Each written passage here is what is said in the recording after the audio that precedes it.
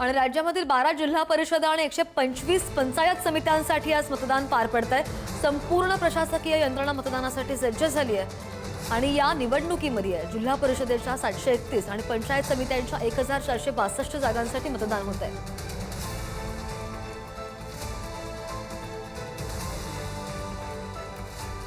आणि या संदर्भात आणखी जाणून घेणार आमचे प्रतिनिधी दैनिक पुढारीचे मुख्य प्रतिनिधी दिगंबर दराडे जी आपल्या सोबत आहेत। दिगंबरजी, पुण्याची निवडणूक एकूणच कशी होतीये? कारण की आता जवळजवळ 2.5 तास झालेले आहेत, 7:30 वाजल्यापासून हे मतदान सुरू आहे। आतापर्यंत मतदान कसं सुरू आहे?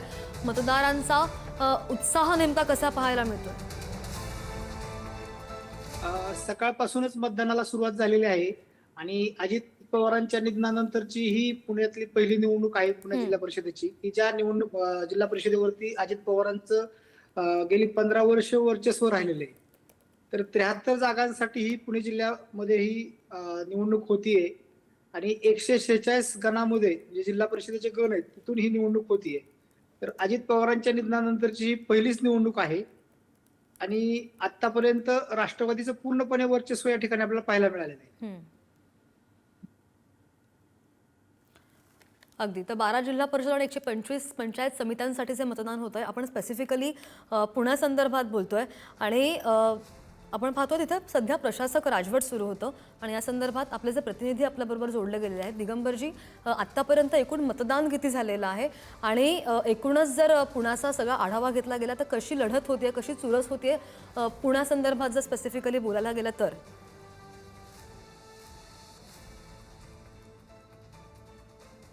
आणि ही जर निवडणूक पाहिली तर भाजप विरुद्ध राष्ट्रवादी अशी निवडणूक पाहायला मिळते।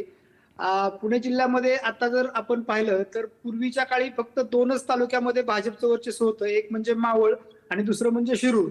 पण आता जर जसं राज्यामध्ये अनेक आमदारांची एंट्री भाजपमध्ये झाली तशी पुणे जिल्ह्यामध्ये पण झाली।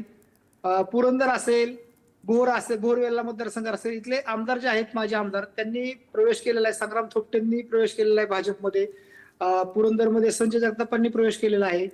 यामुळं भाजप आणि राष्ट्रवादी मध्येच ही निवडणूक होतीये।